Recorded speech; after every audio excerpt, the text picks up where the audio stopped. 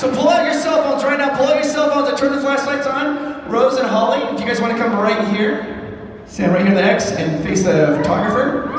And they will take a picture. On the count of 3, guys. Ready? 1, 2, 3! Excellent.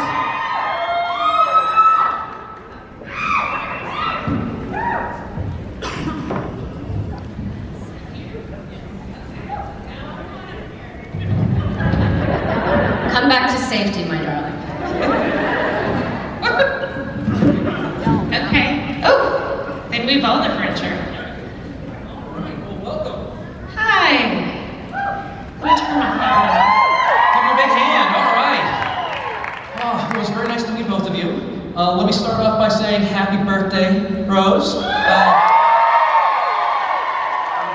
It's still September, so it's still valid. Yes. Virgo season still. Yep. And your birthday's in December, so Yes. but we're all Happy same year, so birthday. we're all age appropriate. And we're both 50 this year, and not feeling it at all. At all. Not feeling it. Well, you're definitely not looking it. Oh, well, thanks. So let me start out. We're going to talk about being a little young, because you guys were both child actors and grew up in, well, 18 is still in my mind. I know She you're was legal, a teen.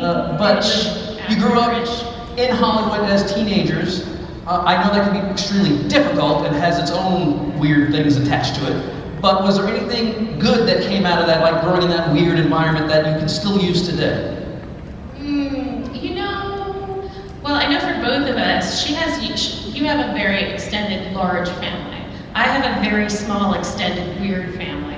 So, you know, when it came to doing Picket Fences, which just had its 31st anniversary recently, I was 18, 19, and I got to have this weird family again, where, you know, I spent 4 years with, and I'm still friends with some of them, I still talk to many of them, and, you know, it's like a band of gypsies, and it kind of does that with every crew. You take some people with you, and you leave some others behind. It kind of sets you up weirdly in life, because you start seeing situations and sometimes people as just temporary. It doesn't like help you like kind of retain bonds. It doesn't like educate you in that, but it also comes with a lot of positives, that you can make quick friends and go deep quickly and experience really intense moments together. And then, nice to know you. Maybe I'll see you again someday, probably at a convention. That's not true, we talk all the time. Not us. Yeah, not us, them. But it's true. I actually, on the podcast, we just had an actor named Jeffrey, and he said he was very good friends with Bill Paxton, and he said, we're like the circus. We come to town, we have all these like ridiculous things, we eat at your restaurants, and then we pack up and leave.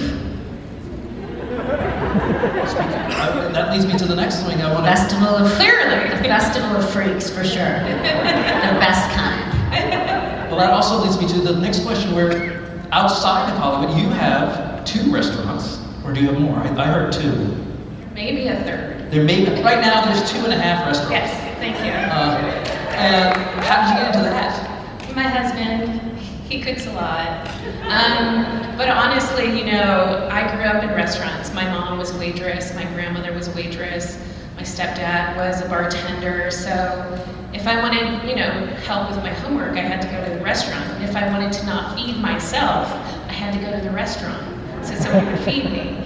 So I grew up along that, like, that chatter and that noise and that environment that I'm so used to, you know, my guardians being at. And so it was kind of a natural progression for me and him. Is it special? What kind of food do you serve at these restaurants? The first one is a diner. It's breakfast and lunch. Yeah, all the things. And the other one will be Italian and pizzas, because that's my wheelhouse.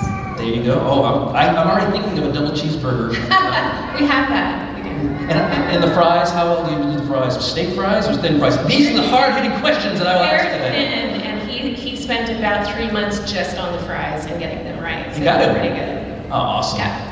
And Rose, you have a lot of outside activities, and you're an amazing activist, but what kind of things do you do to occupy your time when you're not out in the world? Like, what do you do for fun? Because We're talking about the outside activities so we don't get a ticket from SAG. Well, yeah. I'm going to unleash the crowd, they're going to do that. Yes, our show is called Voldemort. We cannot say its name. Any of their names. So I've already said picket fences. But I can't promote that. It's already like 30 years later. I guess I could. I could. See if you get yelled at. Yeah. That's what I do. We'll just move on in case. We'll get a fine. Fine. I live in Mexico and I drive a lot. I drive to remote locations. I was living in a fishing village of 500 people for a while where you had to drive about 2 hours to go to a grocery store or an ATM. And I live very close to a jungle and I see monkeys very often and I study them and observe them. They're just like us. They go home, literally, they swing across the treetops and go home at like 5:30 at night. And then they go to work at like whatever they do at 8 in the morning, they trot off that way. I fought snakes and scorpions in Hollywood, and here I am. Okay, I thought you were going to say Mexico. I was like, I'm not going anymore. So the last time I was in Mexico, there was a sign on the door saying, please close the door, otherwise the monkeys will get in. Do they break in your house often? No, it's not. Where were you? It was like outside of, well actually it was Belize. It was Belize, yes. So it was where the howler monkeys are. These ones were staying more, they stay more in the treetops. They're not the ones that come down to the people. This is a really wild jungle. Oh, so you're in deep. Yeah. And is it so peaceful out there that you're just like, you don't have to worry about anybody knowing who you are? You can be who you want to be? Absolutely. And, you know, I've certainly changed my look enough over the years to shake off a lot of people. And monkeys. Not really. Well, I am going to unleash the crowd on you if you'd like. And a quick reminder, please be succinct and direct, because as much as you want to ask a question, we have a whole line of wonderful people who would like to also ask a question. So we'll start with you. Your name? My name's Araya. That's nice. And my question is, what is your favorite Taylor Swift song? You guys 50s? No. Not out of any, just purely because where I live, I'm on 3G phone service. And I don't stream things or listen to things, so probably the last time I heard her was the first time before Scooter Braun stole her catalog. I do know that.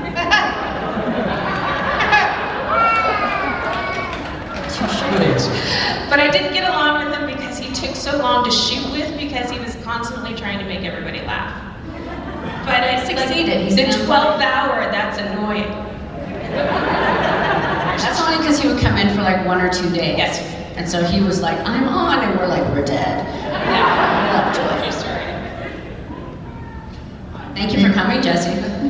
Hi, my name is Sherwood. I've been watching the show for over, like 5 times over. And I was just wondering, magic overall, what is the favorite magic that you have seen? Our favorite magic that we have seen in life or on the show? Let's go with life first. Oh, because we're then, not allowed to talk about the show. No, I just thought I want to see what kind of magic you're going to talk about. So it's a hard habit to break. We've been programmed to promote, and now we're being deprogrammed. Magic in life. Well, I'll tell you this much. I think it's quite magical that this many people in this room still care about the thing we're not supposed to talk about. It's pretty magical that we're like, you know, it feels like we're in our 3rd generation. It's magical that it transcends. It's magical that it's still meaningful, because to me it was 8 very meaningful years of my life. You know, I was blood, sweat, tears, a lot of Piper tears over the years, and so I'm glad it worked out for everybody. I stopped going to magic shows because they make me mad, because it hurts my brain. Because I stare at the tree, I'm like, what the fuck? And then I ended up with this headache. I would go to this place called the Magic Castle in Los Angeles, which is it's a really cool place, and it's really fun. I think card tricks, like sleight of hand, like close up, is really, I just commend the people that can do that, because the practice and dedication to hurting other people's brains is pretty impressive. My least favorite is ventriloquist, not that you come across them very often, But when you do, I start imagining this poor person's life by themselves, staring in a mirror, like with their hand up a doll. What kind of life is that? And I start like getting very depressed. So, magic, I will say, every time I'm on an airplane, I fantasize about having Paige's powers of orbiting because I would never have to be on an airplane. That would be the best.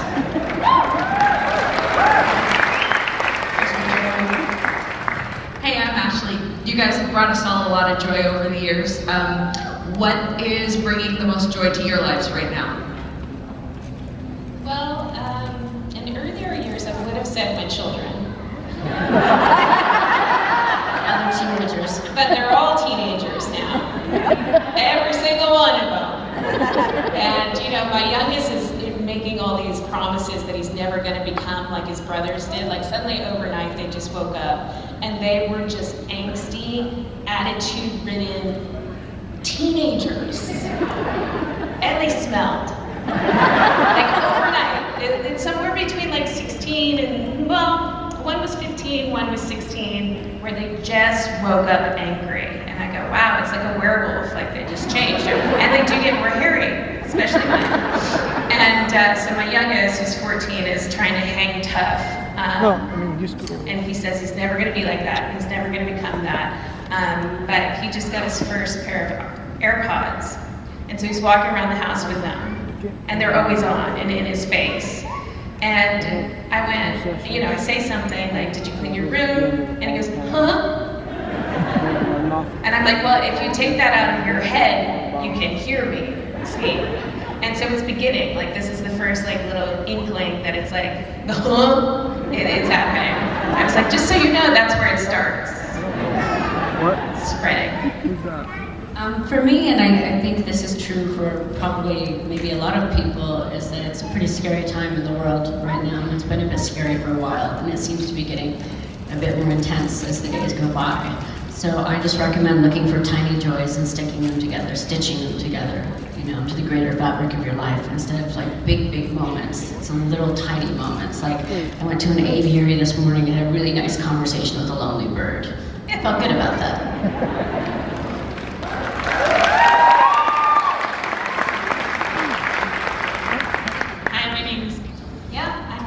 She was with us last weekend in Tampa, and she's got more stamina than I do. She was standing at the table longer than any of us. And she made sure to stay later so she could meet everybody that was in line. You know, and this week she's in treatment, and next week she won't be, and she'll be with us in San Antonio. So I will put Utah on the list.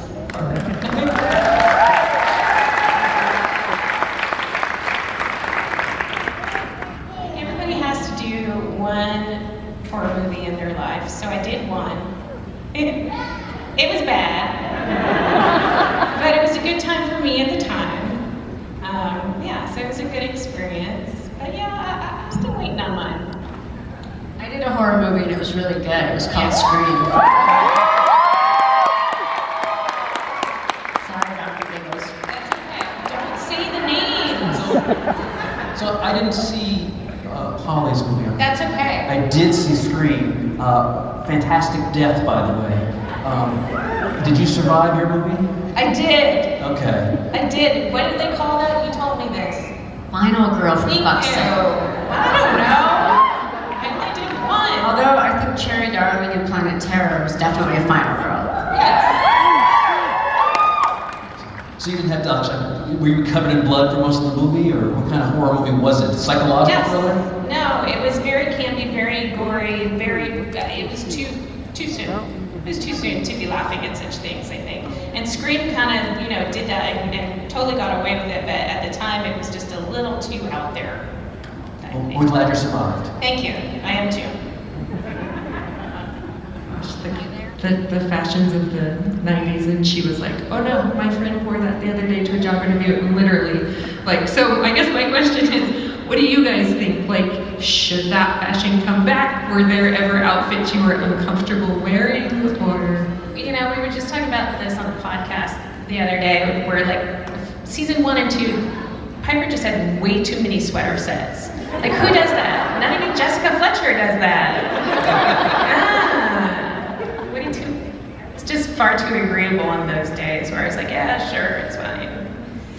The 90s movies, because I joined Charmed in 2001, so skating on that line, but I would say for the 90s movies I did, my characters generally had very cool style, primarily because I worked really hard at it. Like Tatum in Scream, I styled her, and the red and white striped pants and the white boots, those were mine, but in Charmed, like I would say, I've always hated low-rise boot-cut jeans, and so I see them in stores now. I'm like, oh, you're gonna regret that. You're gonna regret that.